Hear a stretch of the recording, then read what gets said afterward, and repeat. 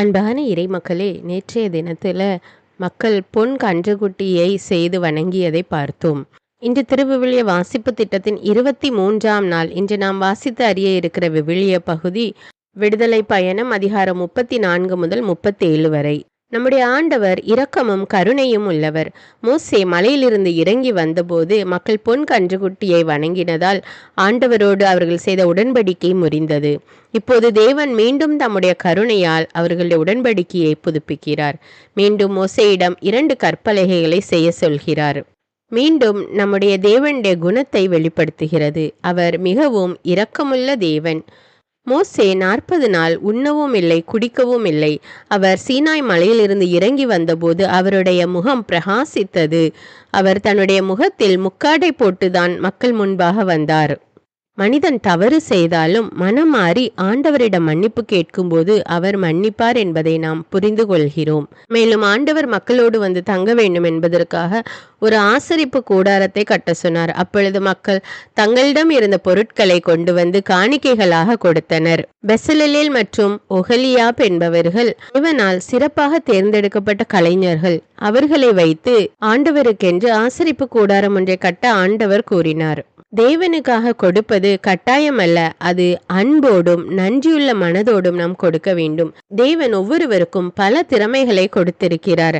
நம்முடைய தாளந்துகளை, நம்முடைய திறமைகளை வைத்து அதை ஆண்டவருடைய மகிமைக்கு நாம் பயன்படுத்த வேண்டும். மக்கள் தங்களிடம் இருந்த பொருட்களை எல்லாம் கொடுத்தார்கள். அது அளவுக்கு அதிகமாக காணிக்கை கொடுத்ததால் மோசே போதும், இனி வேண்டாம் என்று அறிவித்தார். ஆசரிப்பு கூடாரத்தின் திரைகள், திரைச்சீலைகள், உள்ளமைப்பு அனைத்தும் தேவன் சொன்னபடி துல்லியமாக செய்யப்பட்டது. தேவனுக்கான வேலை அவசரமாக அல்ல, அதை அக்கறையுடனும் பொறுமையுடனும் கீழ்ப்படிதலுடனும் செய்ய வேண்டும். தேவன் கொடுத்த வழிகாட்டலை மாறாமல் பின்பற்ற வேண்டும். ஆண்டவருக்கான ஆசரிப்பு கூடாரம், திரைச்சீலைகள், பலிபீடம் எல்லாம் எவ்வாறு செய்ய வேண்டும் என்று ஆண்டவர் கற்றுக் கொடுத்திருந்தார். அவர் சொன்னபடியே மோசே செய்தார். உடன்படிக்கை பெட்டி, இரக்கத்தின் பீடம், அப்பமேசை, தங்க விளக்கு தண்டு ஆகிய அனைத்தையும் ஆண்டவர் கூறியபடியே செய்தனர். இன்றைய அதிகாரங்களிலிருந்து நாம் புரிந்து கொள்வது, நம்முடைய தேவன் மன்னிக்கின்ற ஆண்டவர். நாம் ஆண்டவருக்கு கொடுப்பதை மகிழ்ச்சியுடன் கொடுக்க வேண்டும். ஆண்டவருடைய வார்த்தைகளுக்கு கீழ்ப்படிதலுடன் செயல்பட வேண்டும். தேவன் நம்மிடையே வந்து வாசம் செய்ய நாம் நம்மை பரிசுத்தமாய் பாதுகாத்து கொள்ள வேண்டும். இப்பொழுது நாம் இந்த அதிகாரங்களை வாசித்துவிட்டு ஒரு சிறிய ஜெபத்தோடு முடிப்போம். விடுதலை பயணம் அதிகாரம் 34. திருச்சட்ட கற்பலகைகள் 2ஆம் பிரதி. ஆண்டவர் மோசேயை நோக்கி, முன்னவை போன்ற 2 கற்பலகைகளை வெட்டி எடுத்துக்கொள். நீ உடைத்து போட்ட முன்னைய பலகைகளின் மேல் இருந்த வார்த்தைகளையே நான் இப்பலகைகளின் மேல் எழுதுவேன். முன்னேற்பாடு செய்து கொண்டு காலையிலேயே சீனாய் மலை மேல் ஏறி செல். அங்கே மலையுச்சியில் என் முன் வந்து நில். உன்னோடு வேறெவனுமே ஏறி வர வேண்டாம். மலை எங்கிலும் எவனுமே காணப்படலாகாது. அந்த மலைக்கு எதிரே ஆடு மாடுகள் மேயவும் கூடாது என்றார். அவ்வாறே மோசே முன்னவை போன்ற 2 கற்பலகைகளை வெட்டி எடுத்து கொண்டார். ஆண்டவர் தமக்கு கட்டளையிட்டபடி அதிகாலையில் எழுந்து சீனாய் மலை மேல் ஏறி சென்றார். தம் கையில் 2 கற்பலகைகளையும் கொண்டு போனார். ஆண்டவர் மேகத்தில் இறங்கி வந்து அங்கே அவர் பக்கமாய் நின்று கொண்டு ஆண்டவர் என்ற பெயரை அறிவித்தார். அப்போது ஆண்டவர் அவர் முன்னிலையில் கடந்து செல்கையில், ஆண்டவர், ஆண்டவர், இரக்கமும் பரிவும் உள்ள இறைவன், சினம் கொள்ள தயங்குபவர், பேரன்பு மிக்கவர், நம்பிக்கைக்கு உரியவர், 1000 தலைமுறைக்கும் பேரன்பு செய்பவர், கொடுமையையும் குற்றத்தையும் பாவத்தையும் மன்னிப்பவர், ஆயினும் தண்டனைக்கு தப்பவிடாமல் தந்தையரின் கொடுமையை பிள்ளைகள் மேலும் பிள்ளைகளின் பிள்ளைகள் மேலும் 3ஆம் 4ஆம் தலைமுறை வரை தண்டித்து தீர்ப்பவர் என அறிவித்தார். உடனே மோசே விரைந்து தரை மட்டும் தாழ்ந்து வணங்கி, என் தலைவரே, நான் உண்மையிலேயே உம் பார்வையில் தயை பெற்றவன் என்றால், இவர்கள் வணங்கா கழுத்துள்ள மக்கள் எனினும், என் தலைவரே, நீர் எங்களோடு வந்தருளும். எங்கள் கொடுமையையும் எங்கள் பாவத்தையும் மன்னித்து எங்களை உம் உரிமை சொத்தாக்கி கொள்ளும் என்றார். உடன்படிக்கையை புதுப்பித்தல். அப்பொழுது ஆண்டவர் கூறியது, நான் ஒரு உடன்படிக்கை செய்கிறேன். எந்த நாட்டிலும் எந்த மக்களினத்திற்கும் செய்யாத அரும்பெரும் செயல்களை நான் உன் மக்கள் அனைவர் முன்னிலையிலும் செய்வேன். உன்னை சூழ்ந்துள்ள மக்களினத்தவர் அனைவரும் ஆண்டவரின் செயல்களை காண்பர். ஏனெனில் நான் உன்னோடிருந்து திகிலூட்டும் செயல்களை செய்வேன். இன்று நான் உனக்கு கட்டளையிடுவனவற்றை கடைபிடி. இதோ நான் உன் முன்னிலை நின்று எமோரியரையும் கானானியரையும் இத்தியரையும் பெரிசியரையும் இவ்வியரையும் எபூசியரையும் விடுவேன். நீ சென்று சேரப்போகிற நாட்டில் வாழ்வோருடன் உடன்படிக்கை செய்யாதவாறு எச்சரிக்கையாயிரு. ஏனெனில் அது சிக்க வைக்கும் கண்ணியாக உன்னிடையே இருக்கும். அவர்களின் பலிபீடங்களை இடித்து தள்ளுங்கள். அவர்களின் சிலை தூண்களை உடைத்தெறியுங்கள். அசேராவின் கம்பங்களை வெட்டி வீழ்த்துங்கள். நீ வேறொரு தெய்வத்தை வழிபடலாகாது. ஏனெனில் வேற்று தெய்வ வழிபாட்டை சகிக்காதவர் என்பதே ஆண்டவர் பெயர். ஆம், அவர் வேற்று தெய்வ வழிபாட்டை சகிக்காத இறைவன். நீ அந்நாட்டில் வாழ்வாரோடு உடன்படிக்கை செய்யாதே. ஏனெனில் அவர்கள் தங்கள் தெய்வங்கள் பின்னே வேசித்தனமாய் நடந்து தங்கள் தெய்வங்களுக்கு பலியிடுகையில் உன்னை அழைக்க அவர்கள் பலி பொருளை நீயும் உண்ண நேரிடலாம். மேலும் உன் புதல்வருக்கு அவர்களிடமிருந்து பெண் கொள்ள நேரிடலாம். அவர்கள் புதல்வியர் தங்கள் தெய்வங்கள் பின்னே வேசித்தனமாய் நடப்பர். உன் புதல்வரையும் தங்கள் தெய்வங்கள் பின்னே வேசித்தனமாய் நடக்க செய்வர். உனக்கென தெய்வங்களை வார்த்து கொள்ள வேண்டாம். புளிப்பற்ற அப்ப விழாவை கொண்டாட வேண்டும். ஆபிபு மாதத்தில் குறிப்பிட்ட காலத்தில் என் கட்டளைக்கிணங்க 7 நாள்கள் புளிப்பற்ற அப்பத்தையே உண்ண வேண்டும். ஏனெனில் ஆபிபு மாதத்தில் நீ எகிப்திலிருந்து வெளியேறி வந்தாய். கருப்பையை திறக்கும் தலைப்பேறு அனைத்தும் என்னுடையன. ஆடு மாடு கால்நடைகளின் ஆண் தலையீறு அனைத்தும் எனக்குரியனவே. கழுதையின் தலையீற்றுக்கு ஈடாக ஒரு செம்மறி குட்டியை கொடுத்து அதை மீட்க வேண்டும். அது மீட்கப்படவில்லை எனில் அதன் கழுத்தை முறித்துவிடு. உன் பிள்ளைகளில் ஒவ்வொரு தலைமகனையும் மீட்க வேண்டும். எவருமே என் முன் வெறுங்கையோடு காணப்படலாகாது. 6 நாள்கள் நீ வேலை செய். 7ஆம் நாளில் ஓய்வு கொள். உளும் பருவத்திலும் அறுவடை பருவத்திலும் கூட ஓய்ந்திரு. கோதுமை அறுவடை முதற் பலன் போது வாரங்களின் விழாவையும் ஆண்டின் இறுதியில் சேகரிப்பு விழாவையும் கொண்டாட வேண்டும். உங்களுள் ஒவ்வொரு ஆண்மகனும் ஆண்டில் 3 தடவை தலைவரும் இஸ்ரேலின் கடவுளுமாகிய ஆண்டவர் திருமுன் வர வேண்டும். ஏனெனில் நான் வேற்றினத்தாரை உன் முன்னிருந்து துரத்திவிட்டு உன் எல்லையை விரிவுபடுத்துவேன். நீ ஆண்டில் 3 முறை உன் கடவுளாகிய ஆண்டவர் திருமுன் நிற்க வரும்போது உன் நாட்டை எவனுமே பிடித்துவிடப் போவதில்லை. எனக்கு செலுத்தும் பலியின் இரத்தத்தை புளித்த மாவுடன் படைக்காதே. பாஸ்கா விழா பலியில் எதுவும் காலை வரை எஞ்சி இருக்கக்கூடாது. உன் நிலத்தின் முதற் பலன்களில் முதன்மையானவற்றை உன் கடவுளாகிய ஆண்டவரின் இல்லத்திற்கு கொண்டு செல்வாய். குட்டியை அதன் தாய்ப்பாலில் வேக வைக்காதே. ஆண்டவர் மோசேயை நோக்கி, நீ வார்த்தைகளை எழுதிக்கொள். இவ்வார்த்தைகளின்படி நான் உன்னோடும் இஸ்ரேலோடும் ஓர் உடன்படிக்கை ஏற்படுத்தியுள்ளேன் என்றார். அவர் அங்கே 40 பகலும் 40 இரவும் ஆண்டவருடன் இருந்தார். அப்போது அவர் அப்பம் உண்ணவும் இல்லை, தண்ணீர் பருகவும் இல்லை. உடன்படிக்கையின் வார்த்தைகளான 10 கட்டளைகளை அவர் பலகையின் மேல் எழுதினார். மோசே சீனாய் மலையிலிருந்து இறங்கி வரல். மோசே சீனாய் மலையிலிருந்து இறங்கி செல்கையில் உடன்படிக்கை பலகைகள் 2ஐயும் தம் கைகளில் தாங்கிக் கொண்டிருந்தார். மோசே கடவுளோடு பேசியதால் அவர் முகத்தோற்றம் ஒளிமயமாயிருந்தது. ஆனால் மோசே அதை அறியவில்லை. ஆரோனும் இஸ்ரேல் மக்கள் அனைவரும் மோசேயை பார்த்தபோது அவர் முகத்தோற்றம் ஒளிமயமாயிருந்ததைக் கண்டு அவரை அணுகி செல்ல அஞ்சினர். ஆனால் மோசே அவர்களை கூப்பிட்டார். ஆரோனும் மக்கள் கூட்டமைப்பின் தலைவர்கள் அனைவரும் அவரை நோக்கி வந்தனர். மோசேயும் அவர்களிடம் பேசினார். பின்னர் இஸ்ரேல் மக்கள் அனைவரும் அவர் அருகில் வந்தனர். அப்போது ஆண்டவர் சீனாய் மலையில் தமக்கு அறிவித்த அனைத்தையும் அவர் அவர்களுக்கு கட்டளையாக கொடுத்தார். மோசே அவர்களோடு பேசி முடித்த பின் தம் முகத்தின் மேல் ஒரு முக்காடு போட்டு கொண்டார். மோசே ஆண்டவரோடு உரையாடும்படி அவர் திருமுன் செல்வது முதல் வெளியே வருவது வரை முக்காட்டை எடுத்து விடுவார். அங்கிருந்து வெளியே வந்து அவருக்கு கட்டளையிடப்பட்டவற்றை அவர் இஸ்ரேல் மக்களுக்கு எடுத்து கூறுவார். இஸ்ரேல் மக்கள் மோசேயின் முகத்தை பார்க்கும்போது மோசேயின் முகத்தோற்றம் ஒளிமயமாயிருக்கும். மோசே ஆண்டவரோடு பேச செல்லும் வரை தம் முகத்தின் மேல் மீண்டும் முக்காடு போட்டு கொள்வார். விடுதலை பயணம் அதிகாரம் 35. ஓய்வு நாள் பற்றிய ஒழுங்குமுறைகள். மோசே இஸ்ரயேல் மக்கள் கூட்டமைப்பு முழுவதையும் ஒன்று திரட்டி அவர்களை நோக்கி, நீங்கள் கடைபிடிக்கும்படி ஆண்டவர் கட்டளையாக தந்துள்ள வார்த்தைகள் இவைகளே. 6 நாள்கள் நீங்கள் வேலை செய்யலாம், 7ஆம் நாளோ ஆண்டவருக்காக நீங்கள் ஓய்ந்திருக்க வேண்டிய புனிதமான சாபத்து.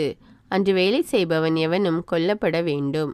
ஓய்வு நாளில் உங்கள் உறைவிடங்கள் எதிலும் நெருப்பு மூட்டக்கூடாது என்றார். கூடாரத்திற்கான காணிக்கைகள். மீண்டும் மோசே இஸ்ரயேல் மக்கள் கூட்டமைப்பு முழுவதற்கும் பின்வருமாறு கூறினார். நீங்கள் கடைபிடிக்கும்படி ஆண்டவர் கட்டளையாக தந்துள்ள வார்த்தைகள் இவைகளே. ஆண்டவருக்காக உங்களிடமிருந்து காணிக்கை எடுத்துக்கொள்ளுங்கள். தாராள மனமுடையோர் அனைவரும் ஆண்டவருக்காக கொண்டு வரக்கூடிய காணிக்கைகளாவன: பொன், வெள்ளி, வெண்கலம், நீலம், கரும் சிவப்பு, சிவப்பு நிற நூல், மெல்லிய நார்ப்பட்டு, வெள்ளாட்டு உரோமம், செந்நிற பதனிட்ட ஆட்டுக்கிடாய் தோள்கள், வெள்ளாட்டு தோள்கள், சித்தி மரம், விளக்குக்கான எண்ணெய், திருப்பொழிவு எண்ணெய்க்கும் தூபத்துக்கும் தேவையான நறுமண வகைகள், ஏப்போதுக்கும் மார்பு பட்டைக்கும் தேவையான பன்னிற மணிக்கற்கள், பதித்து வைக்கும் கற்கள், கூடாரத்திற்கான பொருள்கள். மேலும் உங்களுள் திறன் படைத்தோர் அனைவரும் ஆண்டவர் கட்டளையிட்ட அனைத்தையும் செய்ய முன்வரட்டும். அவையாவன: திருவுறைவிடம், அதன் கூடாரம், மேல் விரிப்பு, கொக்கிகள், சட்டங்கள், குறுக்கு சட்டங்கள், தூண்கள், பாத பொருத்துக்கள், பேழை, அதன் தண்டுகள், இரக்கத்தின் இருக்கை, அதை மறைக்கும் தொங்கு திரை, மேசை, அதன் தண்டுகள், அனைத்து துணைக்கலன்கள், திருமுன்னிலை அப்பம், ஒளிவிளக்கு தண்டு, அதன் துணைக்கலன்கள், அகல்கள், விளக்குக்கான எண்ணெய், தூபபீடம், அதன் தண்டுகள், திருப்பொழிவு எண்ணெய், நறுமண தூபம், கூடார வாயிலுள்ள தொங்கு திரை, எரிபலி பீடம், அதன் வெண்கல வலைப்பின்னல், தண்டுகள், துணைக்கலன்கள், தண்ணீர் தொட்டி, அதன் ஆதாரம், முற்றத்தின் திரைகள், அங்குள்ள தூண்கள், பாத பொருத்துகள், முற்றத்தின் வாயிலுக்கான தொங்கு திரை, திருவுறைவிடத்திற்கான முலைகள், முற்றத்திற்கான முலைகள், அவற்றின் கயிறுகள், திருத்தல பணிவிடைக்காக அழகுற பின்னப்பட்ட உடைகள், குரு ஆரோனுக்கான திரு உடைகள், குருத்துவ பணிக்காக அவன் புதல்வருக்குரிய உடைகள் ஆகியவைகளே. மக்கள் காணிக்கை கொணர்தல். பின்னர் இஸ்ரயேல் மக்கள் கூட்டமைப்பு முழுவதும் மோசே முன்னிருந்து அகன்றது. உள்ளார்வமுடையோர், உள்ளுணர்வால் உந்த பெற்றோர் அனைவரும் முன்வந்து சந்திப்பு கூடார வேலைக்காகவும் அதிலுள்ள அனைத்து திருப்பணிகளுக்காகவும் திரு உடைகளுக்காகவும் ஆண்டவருக்கு காணிக்கை கொடுத்தனர். ஆண்களும் பெண்களுமாக தாராள மனமுடையோர் அனைவரும் காப்புகள், காதணிகள், மோதிரங்கள், அணிகலன்கள் ஆகிய பொன்கலன்கள் அனைத்தையும் கொண்டு வந்தனர். யாவரும் அப்பொன்னை ஆரத்தி பலியாக ஆண்டவருக்கு உயர்த்தினர். அவர்கள் தம்மிடம் காணப்பட்ட நீலம், கரும் சிவப்பு, சிவப்பு நிறநூல், மெல்லிய நார்ப்பட்டு, வெள்ளாட்டு உரோமம், செந்நிறமாக பதனிடப்பட்ட ஆட்டுக்கிடாய் தோள்கள், வெள்ளாட்டு தோள்கள் ஆகியவற்றையும் கொண்டு வந்தனர். வெள்ளியையும் வெண்கலத்தையும் காணிக்கையாக கொண்டு வர முடிந்தவர் அனைவரும் அவற்றை ஆண்டவருக்கு காணிக்கையாக கொண்டு வந்தனர். ஏதாவது வேலைக்கு பயன்படக்கூடிய சித்தி மரம் யாரிடமாவது காணப்பட்டால் அதையும் அவர்கள் கொண்டு வந்தனர். திறன்மிக்க பெண்கள் எல்லாம் தங்கள் கைகளாலேயே நூல் நூற்று நீலம், கரும் சிவப்பு, சிவப்பு நிறநூல், மெல்லிய நார்ப்பட்டு ஆகியவற்றை நெய்து கொண்டு வந்தனர். உள்ளார்வமும் திறனும் உடைய பெண்கள் அனைவரும் வெள்ளாட்டு உரோமத்தால் நெய்தார்கள். ஏப்போதுக்கும் மார்பு பட்டைக்கும் வேண்டிய பன்னிற மணி கற்களையும் பதிக்கும் கற்களையும், திருப்பொழிவு எண்ணெய்க்கும் நறுமண தூபத்துக்கும் தேவையான பரிமள வகைகளையும் விளக்குக்கு எண்ணெயையும் தலைவர்கள் கொண்டு வந்தார்கள். ஆண்டவர் மோசே வழியாக செயல்படுத்த வேண்டுமென்று கட்டளையிட்டிருந்த அனைத்து பணிகளுக்கும் தேவையானவற்றை கொண்டு வருமாறு ஆண் பெண் அனைவரும் உள்ளார்வத்தால் தூண்டப்பட்டனர். இவ்வாறு இஸ்ரயேல் மக்கள் ஆண்டவருக்கு தன்னார்வ காணிக்கை கொண்டு வந்தனர். கூடார கலைஞர்கள். மோசே இஸ்ரயேல் மக்களை நோக்கி, ஆண்டவர் தாமே கூர் என்பவரின் மகனான ஊரியின் புதல்வன் பெட்சலேலை பெயர் சொல்லி அழைத்திருப்பதை பாருங்கள். ஞானம், அறிவு கூர்மை, அனுபவம், தொழில் திறமை அனைத்தும் உண்டாகுமாறு அவரை இறையாவியால் நிரப்பியுள்ளார். திட்டமிடும் நுட்பத்தால் பொன், வெள்ளி, வெண்கல வேலை செய்யவும், பதிக்க வேண்டிய கற்களுக்கு பட்டை தீட்டவும், மரத்தை செதுக்கவும், மற்றெல்லாவித நுண்ணிய வேலைகள் செய்யவும் அருளியுள்ளார். கற்பிக்கும் திறமையையும் அவர் உள்ளத்தில் வைத்துள்ளார். அதே திறமையை தான் குலத்தை சார்ந்த அகிசமாக்கின் மகன் ஒகோலியாபுக்கும் அருளியுள்ளார். உலோக வேலை, கலை வேலை அனைத்தையும் நீலம், கரும் சிவப்பு, சிவப்பு நிற நூலிலும் மெல்லிய நாற்பட்டிலும் நெய்யும் பூந்தையல் வேலையையும் பின்னல் வேலையையும் அனைத்து தொழிலையும் திட்டமிடும் நுட்ப வேலையையும் செய்வதற்குரிய உயர்திறனால் அவர்களை நிரப்பியுள்ளார் என்றார். விடுதலை பயணம் அதிகாரம் 36. பெட்சலேலும் ஒகோலியாபும் மேலும் தூயக அமைப்பு வேலை அனைத்தையும் செய்ய தெரியுமாறு ஆண்டவரிடமிருந்து அறிவு கூர்மையும் தொழில் திறமையும் பெற்றிருந்த கலைஞர் யாவரும் ஆண்டவர் கட்டளையிட்டபடி வேலை செய்யட்டும். மக்களின் தாராள காணிக்கைகள். அவ்வாறே மோசே பெட்சலேலையும் ஒகோலியாபையும் ஆண்டவரிடமிருந்து அறிவு கூர்மை பெற்றவரும் உள்ளார்வமுடையவருமான கலைஞர் அனைவரையும் வேலையில் ஈடுபடுமாறு அழைத்தார். தூயக வேலைக்கென்று இஸ்ரேல் மக்கள் கொண்டு வந்த காணிக்கைகள் யாவற்றையும் இவர்கள் மோசே முன்னிலையில் இருந்து எடுத்து சென்றனர். தொடர்ந்து தன்னார்வ காணிக்கைகள் காலைதோறும் வந்த வண்ணமாயிருந்தன. தூயக வேலைகளில் ஈடுபட்டிருந்த கலைஞர் தாங்கள் செய்து கொண்டிருந்த வேலையை விட்டுவிட்டு வந்து மோசேயை நோக்கி, மக்கள் கொண்டு வருவது ஆண்டவர் கட்டளையிட்ட வேலைக்கும் அதிகமாகவே உள்ளது என்று அறிவித்தனர். அப்போது மோசே, ஆணோ பெண்ணோ யாராயினும் இனிமேல் தூயகத்துக்காக காணிக்கை கொண்டு வர வேண்டாம் என்று ஒரு கட்டளை பிறப்பிக்க அது பாளையமெங்கும் அறிவிக்கப்பட்டது. எனவே மக்கள் எதையுமே கொண்டு வருவதை நிறுத்திவிட்டனர். ஏற்கனவே சேகரித்தது செய்ய வேண்டிய எல்லா வேலைகளுக்கும் போதுமானதாயும் தேவைக்கு மிஞ்சியும் இருந்தது. கூடாரம் செய்தல். பணியாளருள் கலை திறமை மிக்கோர் அனைவரும் ஒன்று சேர்ந்து திருவுறைவிடத்தை 10 திரைகளால் அமைத்தனர். அவை முறுக்கேற்றி நெய்த மெல்லிய நாற்பட்டாகவும் நீலம், கரும் சிவப்பு, சிவப்பு நிற நூலாகவும் கலைத்திறனுடன் கூடிய கெருபுகள் அமைந்ததாகவும் இருந்தன. திரை ஒன்றின் நீளம் 28 முழமும் அகலம் 4 முழமும் ஆகும். ஒரு திரையின் அளவை எல்லா திரைகளுக்கும் இருக்கும். இவற்றுள் 5 திரைகள் ஒன்றாகவும் ஏனைய 5 திரைகள் ஒன்றாகவும் இணைக்கப்பட்டன. பின்னர் அவர் முதல் தொகுப்பின் விளிம்பில் நீலவண்ண துணி வளையங்களை அமைத்தார். அடுத்த தொகுப்பின் இறுதி விளிம்பிலும் அவ்வாறே செய்தார். முதல் திரை தொகுப்பில் அவர் அமைத்த வளையங்களை 50, மற்ற திரை தொகுப்பின் விளிம்பில் அமைத்த வளையங்கள் 50. அவ்வளையங்கள் எதிரெதிரே இருந்தன. பொன்னால் 50 கொக்கிகள் செய்து அந்த கொக்கிகளால் அவர் திரைகளை ஒன்றோடொன்று இணைத்தார். இவ்வாறு ஒன்றிணைந்து திருவுறைவிடம் அமைந்தது. திருவுறைவிடத்தில் மேலே கூடாரம் அமைப்பதற்கு வெள்ளாட்டு மயிரால் மூடுதிரைகள் செய்தார். 11 மூடுதிரைகள் செய்தார். ஒரு மூடுதிரையின் நீளம் 30 முழமும் அகலம் 4 முழமும் ஆகும்.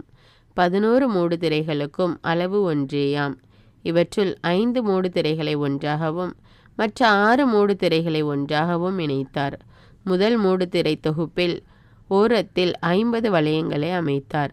அவ்வாறே 50 வளையங்களை அடுத்த மூடுதிரை தொகுப்பின் ஓரத்திலும் அமைத்தார்.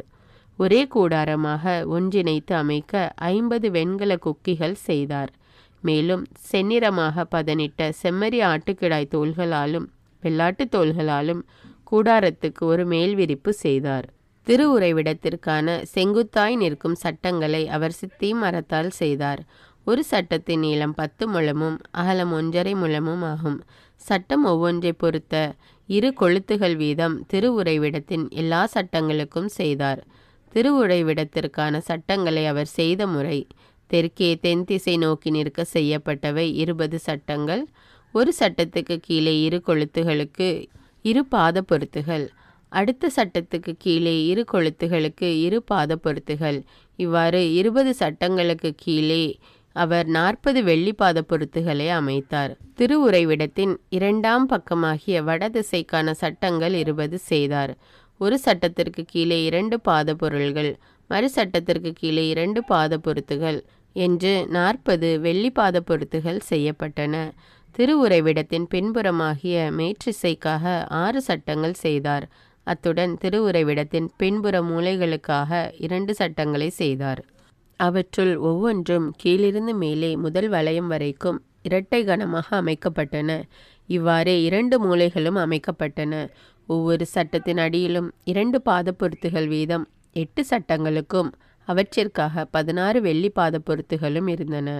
சித்திம் மரத்தால் குறுக்கு சட்டங்களையும் செய்தார். திருவுறைவிடத்தின் ஒருபுற சட்டங்களின் மேலே பொருத்த 5, திருவுறைவிடத்தின் மறுபுற சட்டங்கள் மேலே பொருத்த குறுக்கு சட்டங்கள் 5, மேற்கே திருவுறைவிடத்தின் பின்புற சட்டங்கள் மேலே பொருத்த குறுக்கு சட்டங்கள் 5, நடுவிலுள்ள குறுக்கு சட்டம் சட்டங்களுக்கு சரிபாதியில் ஒரு முனையிலிருந்து மறுமுனைக்கு செலுத்தப்பட்டது. அவர் சட்டங்களை பொன்னால் பொதிந்தார். அதிலுள்ள குறுக்கு சட்டங்களை செருகுவதற்கான வளையங்களையும் பொன்னால் செய்தார். குறுக்கு சட்டங்களையும் பொன்னால் பொதிந்தார். மேலும் அவர் ஒரு தொங்கு திரை செய்தார். நீலம், கரும் சிவப்பு, சிவப்பு நிற நூலாகவும் முருகேற்றி நெய்த மெல்லிய நாற்பட்டாகவும் கலைத்திறனுடன் கூடிய கெருபுகள் அமைந்ததாகவும் அதை செய்தார். அதற்காக சித்திம் மரத்தால் 4 தூண்கள் செய்தார். அவற்றை பொன்னால் பொதிந்து பொன் கொக்கிகளையும் பொருத்திவிட்டார். அவற்றிற்காக 4 வெள்ளி பாத பொருத்துகளை வார்த்தார். கூடாரத்தின் நுழைவாயிலுக்காக அவர் ஒரு தொங்கு திரை செய்தார். அது நீலம், கரும் சிவப்பு, சிவப்பு நிற நூலும் முருகேற்றி நெய்த நாற்பட்டும் பின்னல் வேலைப்பாடும் கொண்டதாக விளங்கியது. 5 தூண்களையும் அவற்றின் வளைவு ஆணிகளையும் செய்தார். அவற்றின் பொதிகைகளையும் பூண்களையும் பொன்னால் பொதிந்தார். 5 பாத பொருத்துகளை வெண்கலத்தால் செய்தார். விடுதலை பயணம் அதிகாரம் 37. உடன்படிக்கை பேழை செய்தல். பெட்சலில் சித்திம் மரத்தால் ஒரு பேழை செய்தார். அது நீளம் 2.5 முழம், அகலம் 1.5 முழம், உயரம் 1.5 முழம். அவர் அதன் உள்ளும் புறமும் பசும் பொன்னால் வேய்ந்தார். அதை சுற்றிலும் பொன் தோரணம் பொருத்தினார். அவர் 2 வளையங்களை ஒரு பக்கத்திற்கும் 2 வளையங்களை மறுபக்கத்திற்குமாக அதன் 4 கால்களுக்காகவும் 4 பொன் வளையங்களை வார்த்தார். அவர் சித்திம் மரத்தால் தண்டுகள் செய்து அவற்றை பொன்னால் பொதிந்தார். அவர் பேழையை தூக்கி செல்லும்படி தண்டுகளை பேழையின் பக்கங்களிலுள்ள வளையங்களில் செருகிவிட்டார். அவர் பசும் பொன்னால் இரக்கத்தின் இருக்கையை செய்தார். அதன் நீளம் 2.5 முழமும் அகலம் 1.5 முழமும் ஆகும். அவர் 2 பொன் கெருபுகளை செய்தார். இரக்கத்தின் இருக்கையிலுள்ள 2 பக்கங்களிலும் அவற்றை அடிப்பு வேலையாக செய்தார். ஒரு புறத்தில் ஒரு கெருபும் மறுபுறத்தில் இன்னொரு கெருபுமாக இரக்கத்தின் இருக்கையோடு இணைந்தனவாக அதன் 2 பக்கங்களிலும் கெருபுகள் செய்யப்பட்டன. கெருபுகள் தம் இறக்கைகளை மேல் நோக்கி விரித்தவாறும் இரக்கத்தின் இருக்கையை தம் இறக்கைகளால் மூடியவாறும் இருந்தன. கெருபுகளின் முகங்கள் ஒன்றை ஒன்று நோக்கியவாறும் இரக்கத்தின் இருக்கையை பார்த்தவாறும் இருந்தன. அப்ப மேசை செய்தல். அவர் சித்திம் மரத்தால் மேசை ஒன்று செய்தார். அதன் நீளம் 2 முழம், அகலம் 1 முழம், உயரம் 1.5 முழம். அவர் அதனை பசும்பொன்னால் பொதிந்து சுற்றிலும் ஒரு பொன் தோரணம் செய்து வைத்தார். அவர் கையகல அளவில் அதற்கு சுற்று சட்டம் அமைத்து அச்சட்டத்தை சுற்றிலும் பொன் தோரணம் செய்து வைத்தார். அவர் அதற்கு 4 பொன் வளையங்கள் செய்து அவ்வளையங்களை 4 மூலைகளிலும் 4 கால்களில் பொருத்தினார். மேசையை தூக்கி செல்லும் தண்டுகள் தாங்கும் இவ்வளையங்கள் சட்டத்தின் அருகில் இருந்தன. மேசையை தூக்கி செல்வதற்கான தண்டுகளை சித்திம் மரத்தால் செய்து அவற்றை பொன்னால் பொதிந்தார். மேசை மேல் இடம்பெறும் துணை கலன்களான தட்டுகள், கிண்ணங்கள், ஜாடிகள், நீர்மப்படையலுக்கான குவளைகள் ஆகியவற்றையும் பசும்பொன்னால் செய்தார். விளக்கு தண்டு செய்தல். பசும்பொன்னால் ஒரு விளக்கு தண்டு செய்தார். அதை அடிப்பு வேலையாக செய்தார். அதன் அடித்தண்டு, கிளைகள், கிண்ணங்கள், குமிழ்கள், மலர்கள் ஆகியவை ஒன்றிணைந்ததாக இருந்தன. விளக்கு தண்டின் ஒரு பக்கத்திலிருந்து 3 கிளைகளும் விளக்கு தண்டின் மறுபக்கத்திலிருந்து 3 கிளைகளுமாக அதன் பக்கங்களில் 6 கிளைகள் பிரிந்து சென்றன. ஒரு கிளையில் வாதுமை வடிவில் 3 கிண்ணங்கள் தம் குமிழுடனும் மலருடனும் இருந்தன.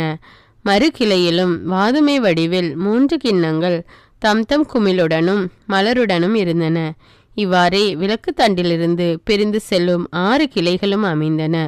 விளக்கு தண்டுக்கு நேர் மேலே வாதுமை வடிவில் 4 கிண்ணங்கள் தம் குமிழ்களுடனும் மலர்களுடனும் இருந்தன. முதல் 2 கிளைகளுக்கு கீழே ஒரு குமிழ், இடை 2 கிளைகளுக்கு கீழே ஒரு குமிழ், கடை 2 கிளைகளுக்கு கீழே ஒரு குமிழ் என்று அதிலிருந்து பிரிந்து செல்லும் 6 கிளைகளும் அமைந்தன. அதன் குமிழ்கள் கிளைகள் யாவும் ஒன்றிணைந்தனவாயும் பசும்பொன் அடிப்பு வேலையுடன் செய்யப்பட்டனவாயும் இருந்தன. அதன் 7 அகல்கள், அணைப்பான்கள், நெருப்பு தட்டுகள் ஆகியவை பசும்பொன்னால் செய்யப்பட்டன. அவர் அதனையும் அதன் எல்லா துணைக்கலன்களையும் 1 தாலந்து பசும்பொன்னால் செய்தார். தூபபீடம். அவர் சித்திம் மரத்தால் தூபபீடம் செய்தார். அது நீளம் 1 முழமும் அகலம் 1 முழமுமாக சதுர வடிவாய் இருந்தது. அதன் உயரமோ 2 முழம். அதன் கொம்புகள் அதனுடன் ஒன்றிணைந்திருந்தன. அவர் அதன் மேல்பாகம், அதன் பக்கங்கள், அதன் கொம்புகள் ஆகியவற்றை பசும்பொன்னால் வேய்ந்து சுற்றிலும் தங்க தோரணம் பொருத்தினார். அதை தூக்கி செல்லும் தண்டுகளை தாங்க அதன் தோரணத்துக்கு கீழே 2 முளைகளிலும் 2 பொன் வளையங்கள் வீதம் 2 பக்கங்களிலும் அவர் பொருத்தினார். சித்தி மரத்தால் அவர் தண்டுகள் செய்து அவற்றை பொன்னால் பொதிந்தார். திருப்பொழிவு எண்ணெயும் நறுமண தூபமும் தயாரித்தல். அவர் தூய திருப்பொழிவு எண்ணெயையும் திறமை வாய்ந்த பரிமள தயாரிப்பாளன் செய்வது போல் செய்யப்பட்டதும் கலப்பற்றதுமான நறுமண தூபத்தையும் தயாரித்தார். கருணையும் அன்பும் நிறைந்த ஆண்டவரே, இரக்கமுள்ள தேவனே, எங்கள் அன்பு தந்தையே, உம்முடைய நாமத்தை போற்றி புகழ்ந்து உமக்கு நன்றி செலுத்துகிறோம். ஆண்டவரே, மோசே வழியாக உடைந்த உடன்படிக்கையை மீண்டும் புதுப்பித்த அதே அன்பால் இரக்கத்தால் எங்கள் வாழ்க்கையிலும் உடைந்து போன நிலைமையில் இருக்கிற எங்களுடைய வாழ்க்கையை புதுப்பியும் ஆண்டவரே. நாங்கள் செய்த தவறுகளுக்காக மனம் மாற உம்மிடம் மன்னிப்பு கேட்கிறோம். எங்களை மன்னியும் தேவனே. எங்கள் மீது உம்முடைய இரக்கத்தை ஊற்றும் அப்பா.